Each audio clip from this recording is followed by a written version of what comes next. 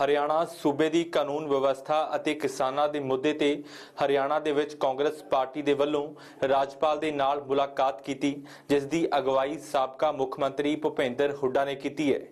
आज जो है चौथी बार हमने राज्यपाल जी से समय मांगा था। दो पहले पत्र लिख चुके हैं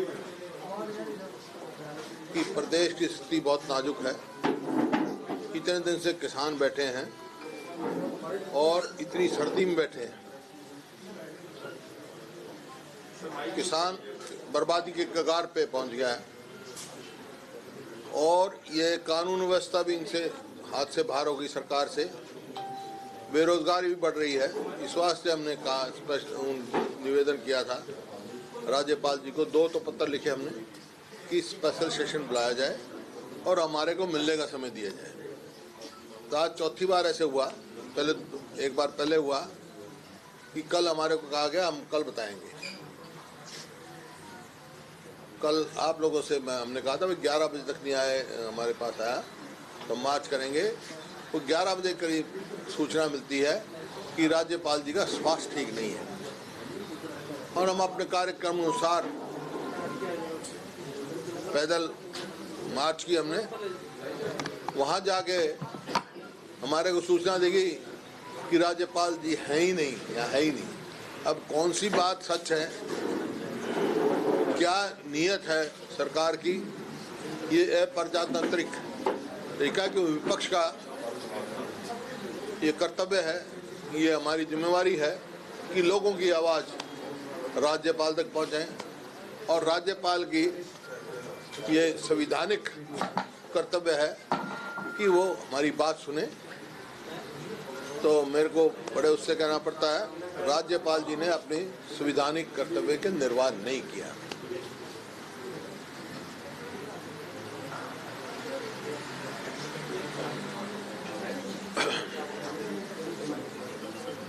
क्योंकि हम स्पेशल सेशन बुला के अविश्वास प्रस्ताव इस सरकार के खिलाफ है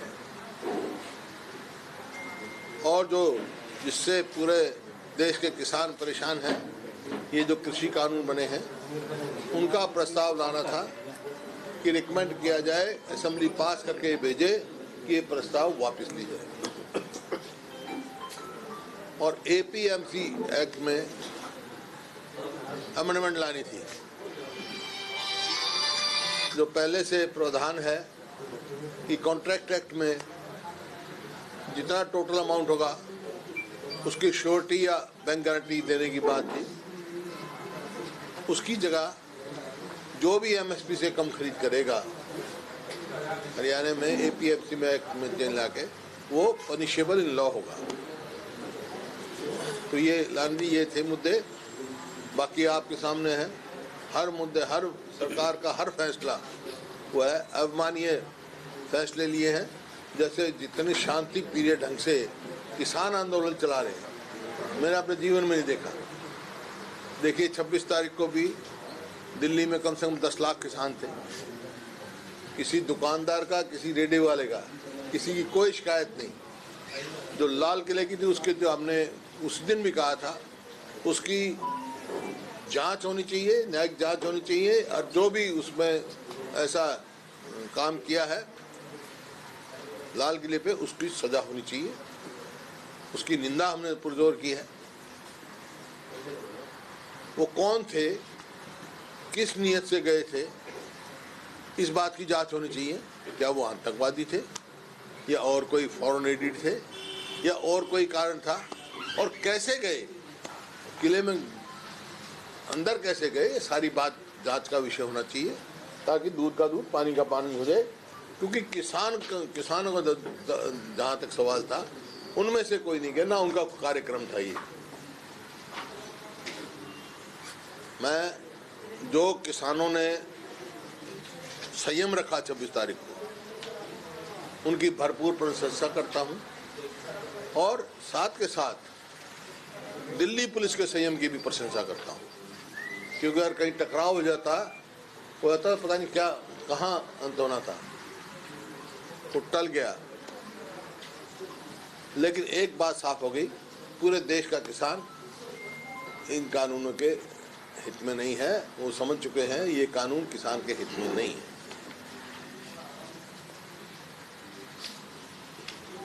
इसी वास्ते हम अविश्वास प्रस्ताव सरकार में लाना चाहते थे, ताकि उन चेहरे भी बेनकाब हों जो किसानों के पास जाके समर्थन करते हैं, यहाँ आके सरकार का समर्थन करते हैं। अमानवीय जो फैसले लिए सरकार ने, जैसे जो शांति प्रिय ढंग से आंदोलन कर रहे हैं उनके बिजली के कनेक्शन काट दिए गए, पानी का कनेक्शन काट दिया गया, शौचालयों को वहाँ से हटा दिया गया, साफ सफाई का कोई प्रबंध नहीं हुआ, इंटरनेट काट दिया गया, इंटरनेट रोक दिया। ये इनह्यूमन फैसले सरकार के जो है, ये अमानवीय फैसले जो सरकार के, उनकी निंदा है करते हैं हम। कल हमने कहा और तुरंत ये सारी सुविधाएं सरकार को देनी चाहिए। अपना आंदोलन चलाना सबका प्रजातांत्रिक अधिकार है, और वे तो इतना शांति प्रिय ढंग से चल रहा आपके सामने है। एक उदाहरण है, और सारे देश नहीं, अब तो दुनिया नजर टिकाए बैठी है।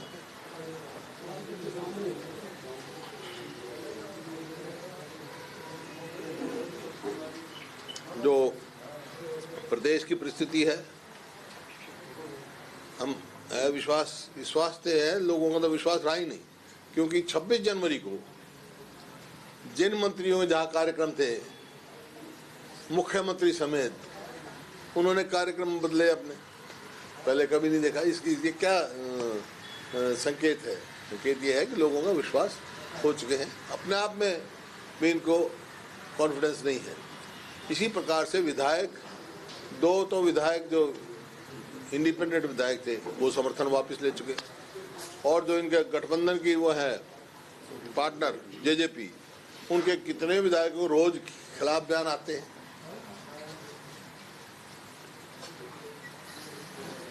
लोगों की तरफ से उनके ऊपर दबाव है, वहां जाके समर्थन करते हैं ये। तो नो कॉन्फिडेंस लाने से इनका चेहरा बेनकाब हो जाएगा, पता लग जाएगा कौन कहाँ खड़ा है और कौन किसानों के साथ खड़ा है।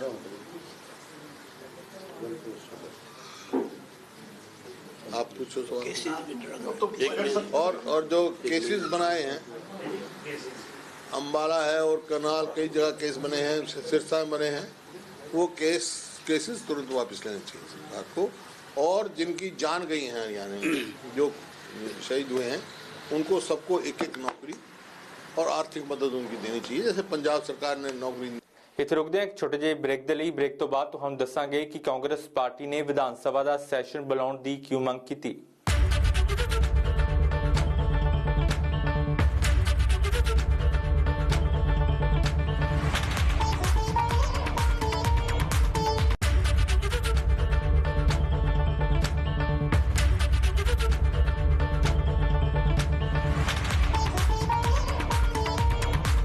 ਕਾਂਗਰਸ ਪਾਰਟੀ ਨੇ ਮੰਗ ਕੀਤੀ ਹੈ ਕਿ ਵਿਧਾਨ ਸਭਾ ਦਾ ਸੈਸ਼ਨ ਬੁਲਾਇਆ ਜਾਵੇ ਤਾਂ ਜੋ ਕਿਸਾਨਾਂ ਦੇ ਮੁੱਦੇ ਤੇ ਚਰਚਾ ਹੋ ਸਕੇ।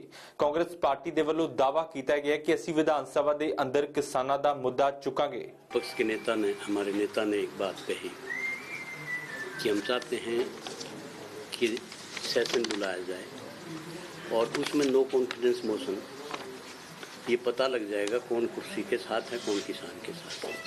तो आपके माध्यम से मेरी अपील ये है कि विधानसभा के अंदर तो हम लड़ाई लड़ेंगे किसान की आखिरी दम तक, और आपके माध्यम से मेरी प्रार्थना है हरियाणा प्रदेश के लोगों से कि ये लोग जो बैठे हैं गठबंधन की सरकार, ये लोगों का जो भरोसा, विश्वास और उनकी वोट लेके यहाँ बैठे हैं, तो हरियाणा के लोगों से मेरी अपील है कि बीजेपी और जेजेपी का जो भी चुना हुआ नुमाइंदा गांव में बढ़ता है तो उसका घिराव होना चाहिए, उसका बाईकाट होना चाहिए, उसको काले झंडे दिखाई देने चाहिए।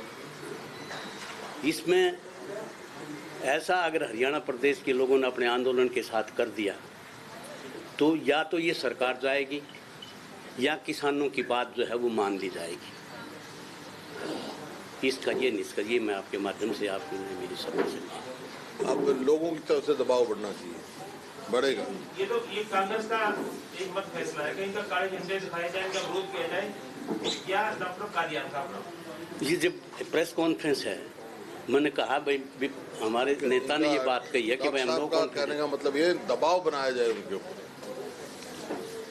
तो सर ये बजट सत्र तक वेट करना पड़ेगा, ये अविश्वास प्रस्ताव के लिए बजट सत्र तक इंतजार करेंगे। देखिए हम तो मांग कर रहे हैं स्पेशल सेशन बुलाने की, नहीं तो बजट सेशन में तो पहले दिन लाएंगे, हम अविश्वास प्रस्ताव पहले दिन लेके आएंगे।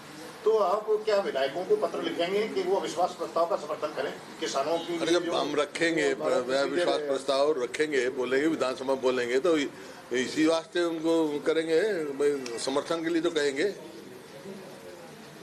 आपने ये लगातार क्योंकि जैसे राज्यपाल को पहले दिन से पत्र लिख रहे हैं, मतलब कहीं लिख चुके हैं, मांग कर चुके हैं, तो इस सरकार को जो सत्ता में है उसको समर्थन है बीजेपी का।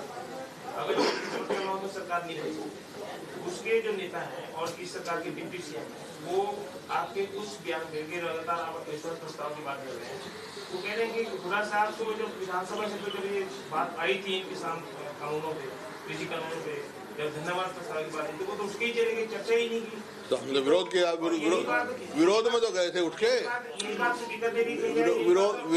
विरोध में ही उठ के गए थे हम। क्या था जी?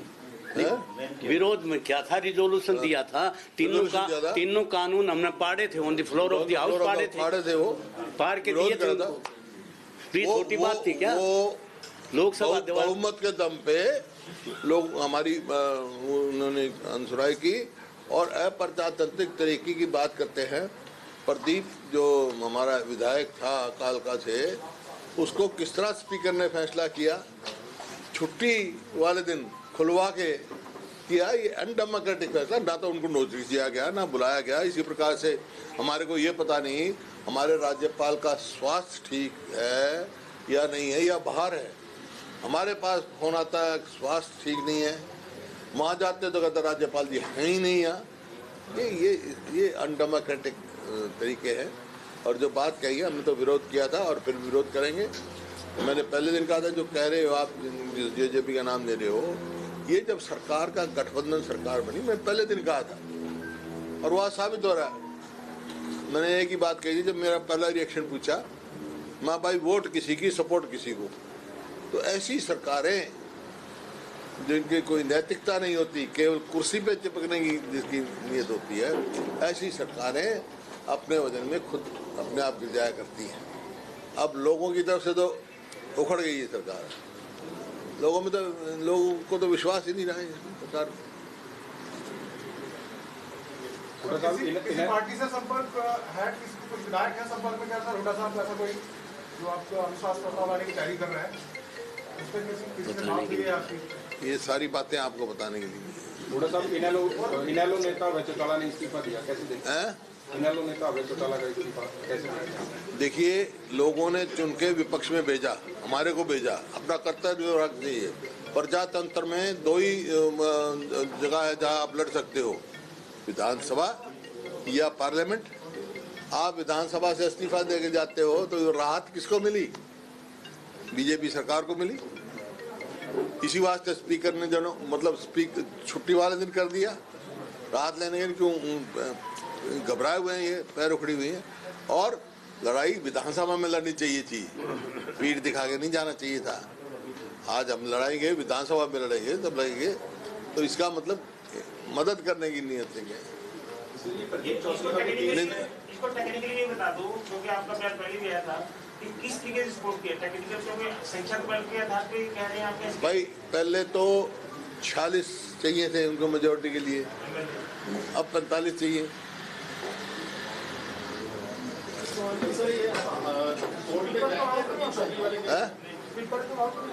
स्पीकर तो टाइम ही निकालता है।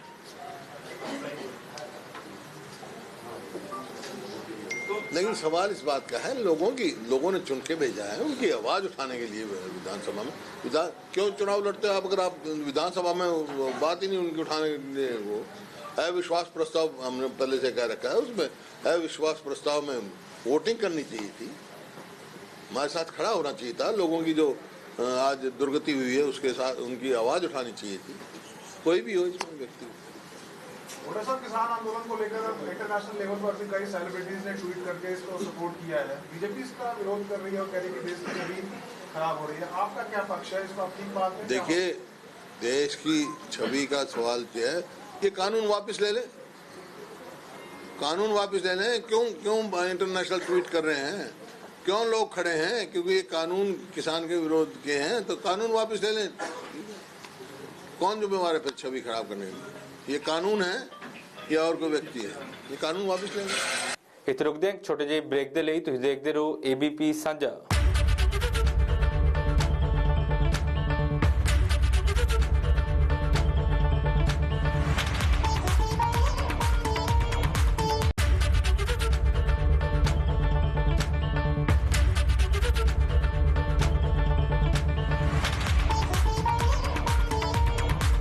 ਕਾਂਗਰਸ ਪਾਰਟੀ ਨੇ ਦਾਅਵਾ ਕੀਤਾ ਹੈ ਕਿ ਸਰਕਾਰ ਤੇ ਪ੍ਰੈਸ਼ਰ ਬਣਾਉਣ ਦੇ ਨਾਲ ਦੋ ਗੱਲਾਂ ਹੋਣਗੀਆਂ, ਜਾਂ ਤਾਂ ਸਰਕਾਰ ਕਿਸਾਨਾਂ ਦੀਆਂ ਮੰਗਾਂ ਮੰਨੇਗੀ ਜਾਂ ਫਿਰ ਹਰਿਆਣਾ 'ਚ ਖੱਟਰ ਸਰਕਾਰ ਡਿੱਗੇਗੀ।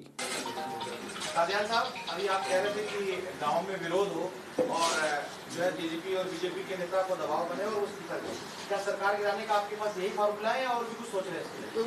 नहीं, फार्मूला आपको हाइपोथेटिकल क्वेश्चन है आपका ये।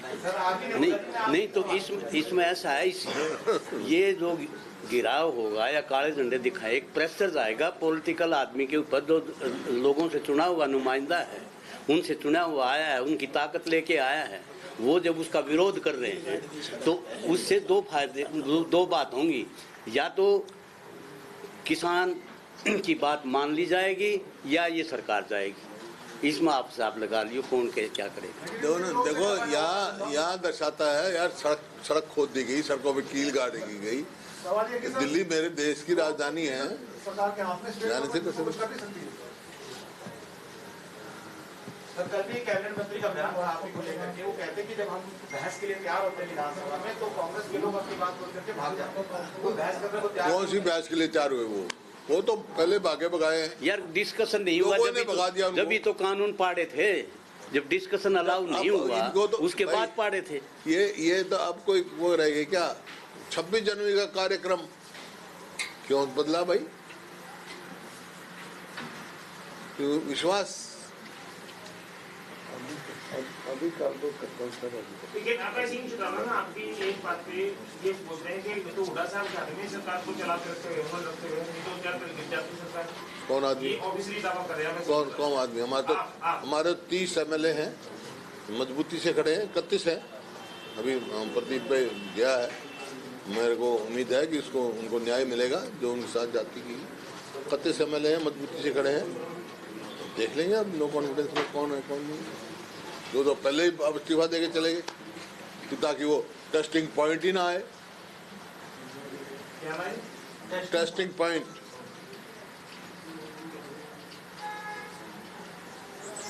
लेकिन किसान आंदोलन में तो उनके बड़े जानकारी बोल रहे हैं कि एक ही मर्द था जिसने बेटे ने इस्तीफा दिया, उनका विवाह हो रही है।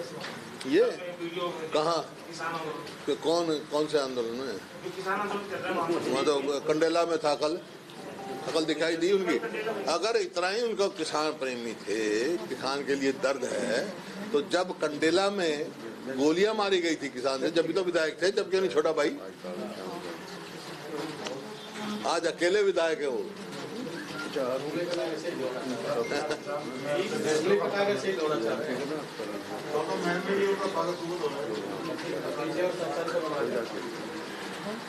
मैम में जाए पता लगेगा।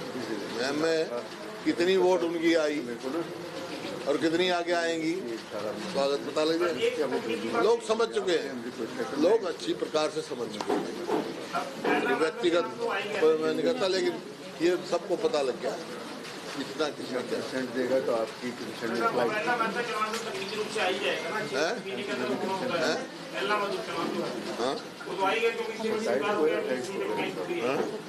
उसका अभी बजट सेशन के बाद तैयारी करेंगे, अभी से टूटेगी कदर किसी को। हम तो सदैव तैयार हैं। वो त्याग मूर्ति चुनाव लड़ेंगे, उनका लड़ेगा नहीं लड़ेगा, त्याग दिए, चुनाव लड़ना त्याग दिया, पता लग जाएगा 6 महीने में। अभय सिंह का 6 महीने पता लग जाएगा ना कौन चुनाव लड़ेगा वहां से। लेकिन उन्होंने जो दिन इस्तीफा देने का जो कारण बताया था, वो बताया था कि बीच विधानसभा में कृषि कानूनों के पक्ष में मोहर लगाई गई हो, उस विधानसभा का मैं सदस्य नहीं रहना चाहता। इट इज कंसर्निंग 6 महीने बाद पता लग जाएगा ना। 6 महीने में लगाई। तो क्या आप अरे भाई 6 महीने पता लग जाएगा। विधानसभा तो वही रहेगी 24 तक। फिर मैं जब भी तो कह रहा हूँ 6 महीने के बाद पता लग जाएगा। जब भी तो पता लग जाएगा ना।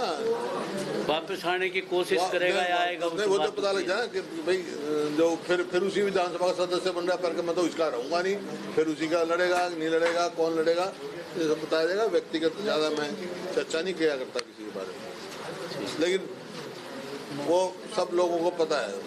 यहाँ के लोग बड़े इस मामले में समझदार हैं, समझ चुके हैं। लंच के लिए क्वेश्चन हाँ जी, जहरीली शराब वाला जो मामला हरियाणा में चल रहा है, सोनीपत का, जिससे काफी लोगों की मौत हुई थी और शराब की जो अन्य प्रदेश उसको एक्सपोर्टिंग की बात कर रही थी, उस मुद्दे पर कहीं ना कहीं समझा नहीं मैं। सर जहरीली शराब घोटाले की बात करी है। एसआईटी कॉन्स्टिट्यूट हुई थी ना सर, शराब घोटाले। अच्छा अच्छा, विभाग और जो सरकार है उसमें कहीं ना कहीं टकराव सामने आ रहा है। कई लोगों की जो बड़े लोग हैं उनकी भूमिका संलिप्त पाई जा रही है। देखिए तो सरकारी घोटालों की है, एक शराब का घोटाला क्यों, रजिस्ट्री का घोटाला, धान की खरीद का घोटाला, मीटर बिजली के मीटर का घोटाला, वो था किलोमीटर स्कीम का घोटाला। हर स्कीम में वापस बनाते हैं, घोटाला होता है वापस कर लेते हैं।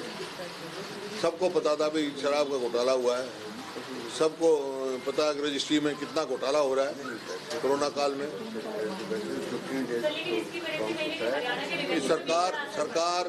सरकार ने किसी भी घोटाले की जांच नहीं कराई।